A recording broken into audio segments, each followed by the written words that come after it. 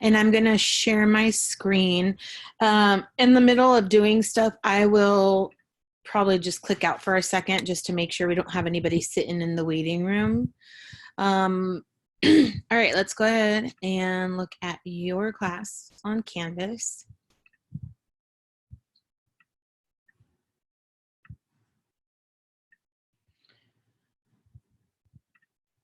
All right, yesterday, because of all the issues with Zoom, I put the Zoom lesson right here in the announcements. So you could have either found it there in announcements, or you could have gone into your homepage. And then just so you guys know, I think I told you a few times already, but all of our classes are videoed. I record it. It's usually just myself or whatever I'm screen sharing. I usually don't start with you guys on the screen, but you just click class videos, and then I put the date and whatever was going on. So lately I've been putting the Zoom links, and all you have to do is copy the password and then hit the link, and then it'll ask for the password so you can watch the video. But then yesterday I actually put in the whole video, so because it was just a different day. And then I wanted to let you guys know that on Thursday, I will not be having a Zoom meeting. I will be at a funeral. So you guys, there is a Nearpod lesson that day. Let me show you real quick. You need to complete the Nearpod lesson. Instead of meeting with me, it's right here, Nearpod active and passive voice. So you'll do this, your active and excuse me, you'll do the Nearpod, then you'll do active and passive voice practice, and then you'll move on to Tangerine. All of this is still fair game on the quiz on Friday. So make sure that you get that done. And if you have any questions, don't hesitate to send me an inbox message and I'll help you. And then we'll do a quick review of active and passive on Friday before you guys take the quiz. But the biggest things is make sure that you're reading Tangerine and you're answering those questions. Depending on how long our lesson takes today, we may or may not read together Tangerine, but you're still responsible for reading Tangerine on your own. Just as a quick review, you can click on this link that I left you here and see Tangerine. You can click the book. You should have already downloaded it. If the download doesn't work for you, I've also put it into Google Drive. You can click Google Drive. Everybody has access to that. You can reach it from there, or you can go to home, and under the Bitmoji Classroom, I also have a link to Tangerine. It's right here. All you gotta do is click on it, it takes you to that same page. So you do have access to Tangerine. You need to be reading that. Whether it's with me or without me, you still have those assignments. All right, let's go back and look at week 3 at a glance. I did go over this yesterday, but I wanna make sure everybody knows it. What I did now is I switched the modules so that our current week module is at the top, and I also put in the date. So if you're missing something from last week and your grades, you can just go back and check, and then week 1 is here also. I'll always be putting the newest module at the top from now on. Let's look at today. Again, this is like your agenda and the things that you need to complete. You can use this. You can use your to-do checklist, and you can also use your calendar. But this is more specific to our class. So today it says we're in Zoom. Then we're watching Le Poisson, the video. It's like 2 minutes long, and you guys are going to complete those questions. You can do that after I let you guys out. We will together complete our interactive notebook element of plot notes, and I'm going to do it a little bit differently than I did yesterday. I'll show you guys how to get in there, but I'm going to be filling mine out on my actual computer, just because I made that mistake yesterday and didn't realize it was saving it for you guys. You need to fill out your own notes. Whether you used mine or you did your own, I gave everybody full credit for that, but you had to submit it to get the full credit. And then you also need to complete today's reading log. And the reading log looks a little different this week too. I'm doing that to help you guys out. So let's look at that real quick. The reading log, I put it at the top. If you click on that, you will see that instead of a choice of a couple different things, I've actually put it into your Microsoft Office 365. So the best thing about this, first of all, when you click edit, I want you guys to click edit in browser. I'm trying to ignore that, leave me alone. There you go. So click edit in browser because it'll actually open it up right in here. And the best part about Microsoft Office 365 or Google Slides, if I use that too, is it saves your work for you to your account. So once you're signed in, you see your name right here, not my name, and then it'll save your work. So when you put in Mondays, you type in Mondays info. So I'll go ahead and look at it real quick with you.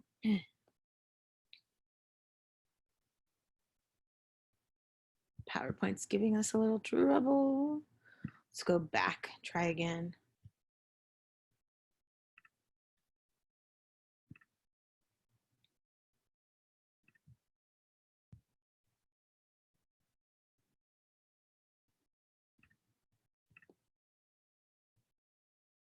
Okay, so you see that it actually opened it up in this space, and you can just zoom in and click into here and add your text. And you can do the same with all of these. So last week, some of you guys were using markup and putting them in, and then your text was kind of like crazy looking, like crooked or chueco, and then your book title goes up here, your author. So I actually put the text boxes in there for you. And then if you want the next page, you just click this one. But again, like I said, it actually will save it for you. So after you do today and tomorrow's, you can just get out of here and it will save it and it'll be there for you tomorrow. So somebody else told me, oh my gosh, I did my work and it was gone. You don't have to worry about that if you're doing it in here, because as I do stuff, it'll tell me, oh, saved, saved, saved. When you're done on Friday, then you click out of here. You shouldn't be in the browser, and you guys are going to have a submit button. So that's why I put here, do not click submit until you've completed the whole reading log on Friday. That should eliminate a lot of the problems that we were having last week. Just checking to make sure nobody's stuck in the waiting room. Okay, let's go to today's work.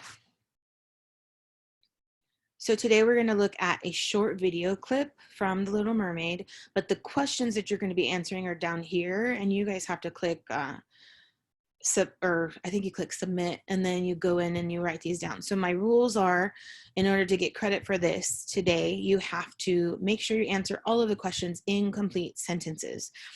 The plot, I'm asking not for the whole movie, okay? The whole movie is The Little Mermaid. I don't care about that. I want to know the plot for this scene.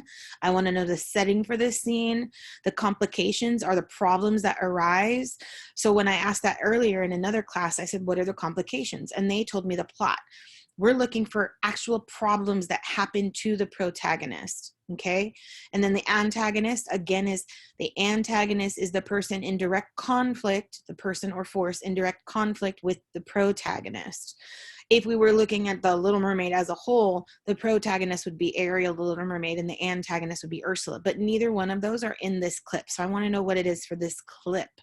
I'm gonna go ahead and push play.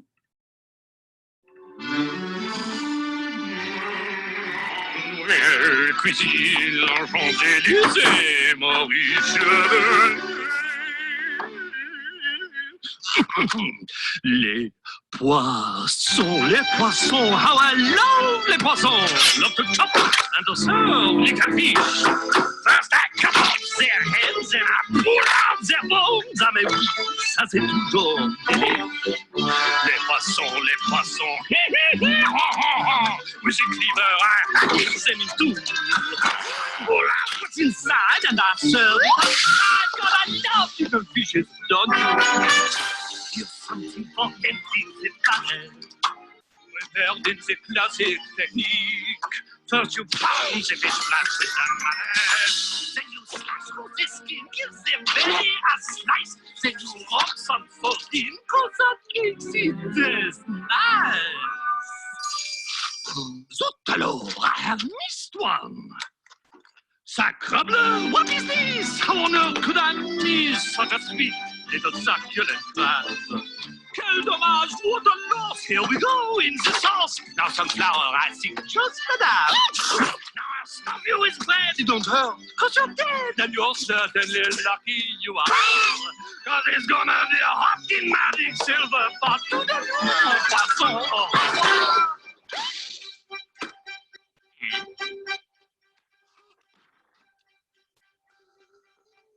What is this?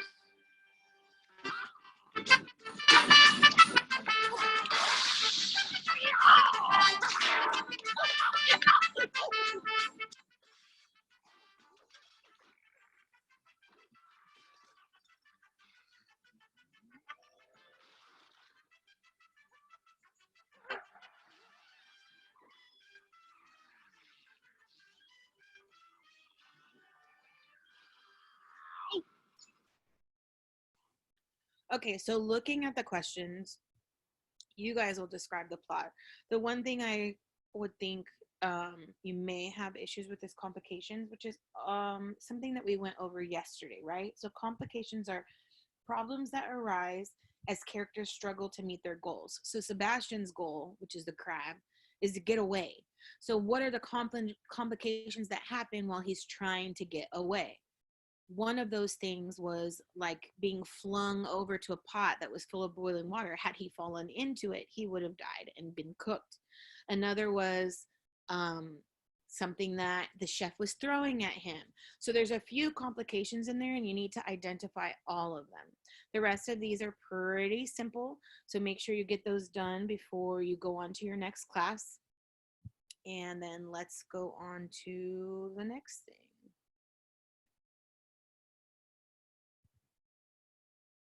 All right, today's interactive notebook is Elements of Plot. The same thing I showed you earlier with the reading logs, you're gonna click Edit Presentation and then say what's it say? Oh, Edit in Browser, and then just do it right in here. So I'm gonna do this with you right now. All you have to do is copy what I'm writing down. It's much simpler because we're not in class, so we still need to have our notes. So you do need to take your notes. I'm not going to do it in here because of the complications that happened yesterday, but I want you guys to do that in here. So go ahead and click in there in your screen. And then I'm going to go over to my screen for Elements of Plot.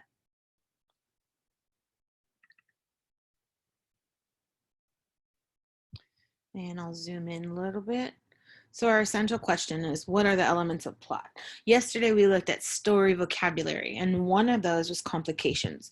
Well, the conflict is basically the same thing. Conflict is the problems. So we're going to click here and add that in here. So what are the conflicts? It is the conflict or conflicts are problems that arise as characters struggle to meet their goals.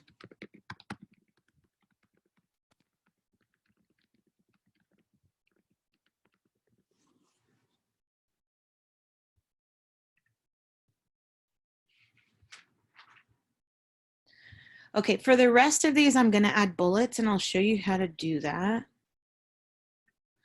So I click in here and then I'm going to click this button right here. And then I automatically have a bullet point. So for exposition, the exposition is the first part of the plot.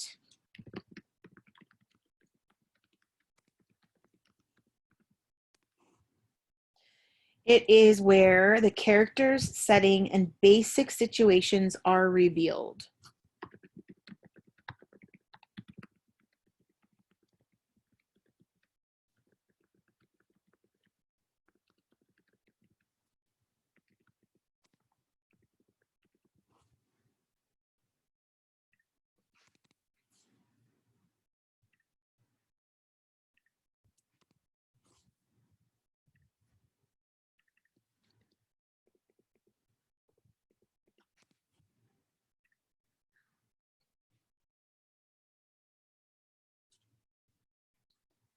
The rising action is the main part of the story.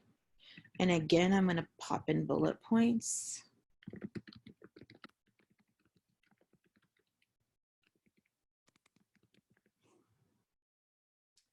What the rising action does is it moves the plot along.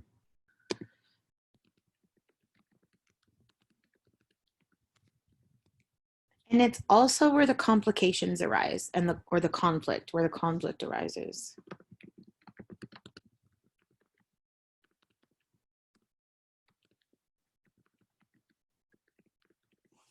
Okay, for this one, it's just a little too big, so I'm just gonna pop over here, make the text a little smaller.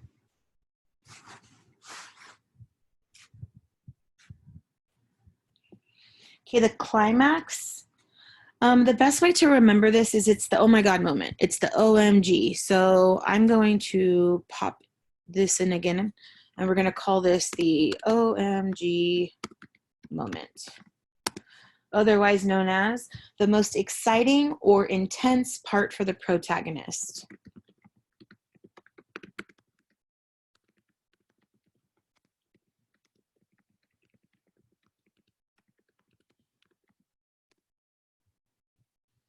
And then the climax is like the top of the pyramid, okay? Once that happens, it creates a turning point in the story. It usually creates it. So we're going to write that down. Usually creates, or usually it's a turning point.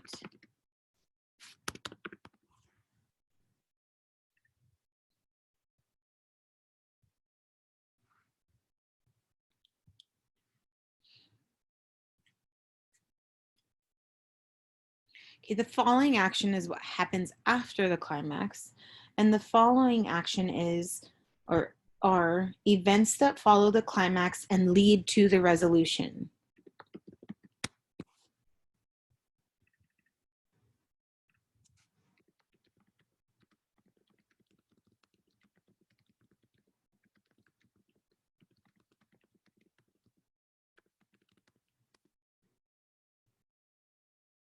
And then during the following action, the conflicts or the problems begin moving toward a resolution.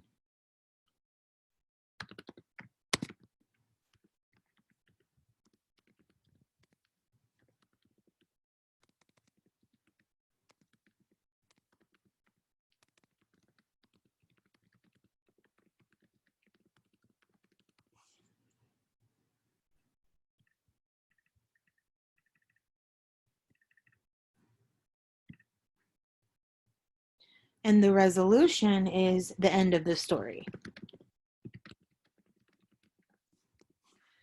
Now, in the resolution, loose ends are tied up and questions are answered.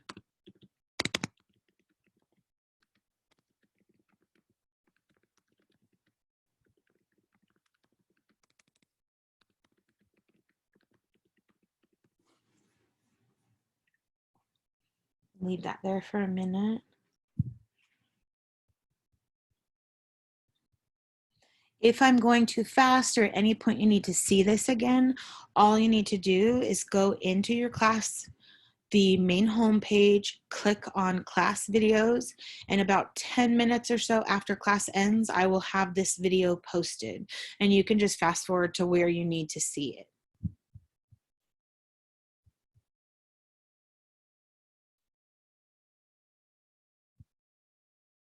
All right, I'm gonna go ahead and get out of here.